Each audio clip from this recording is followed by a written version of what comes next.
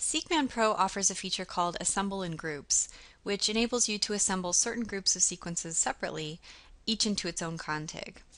To use this feature, you would first add all of your sequences to the Unassembled Sequences window, just like you would with any project. So I'm going to go ahead and click on the Add Sequences button.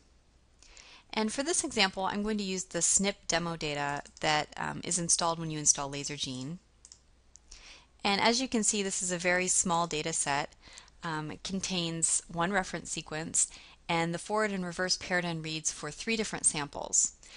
So what Assemble in Groups will allow me to do is assemble the forward and reverse paired end reads for each of the 3 samples, each into its own config, but against the same reference sequence. So to do this, I first need to mark my reference, so I'm going to do that by selecting it and then click on the Mark Reference button. And you can see that once it's marked as the reference, the sequence name is now displayed in italics.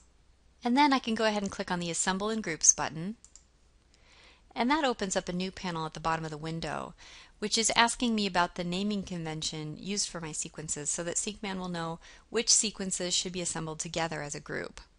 And you can see that one of my sequence names is given here as an example. So I'm going to highlight a portion of the name. I'm going to highlight Sample 1 so that SeqMan will use that portion of the sequence name to identify the sequence as part of a group. So since the sequences I'm using have names like sample1_f and sample1_r, where f indicates the forward read and r indicates the reverse read, using the sample name as the group identifier will ensure that the forward and reverse reads for each sample are assembled together. So now I'll go ahead and click Assemble, and that begins the assembly. And once the assembly is finished, we'll be able to see in the Project Summary window here that 3 contigs have been created, and each contig is named for its group identifier, and each one contains 3 sequences: the forward and reverse reads for the sample and the reference sequence we specified.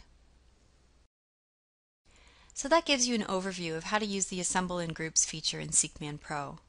If you have further questions, please visit our website at DNASTAR.com or contact us at support@DNASTAR.com.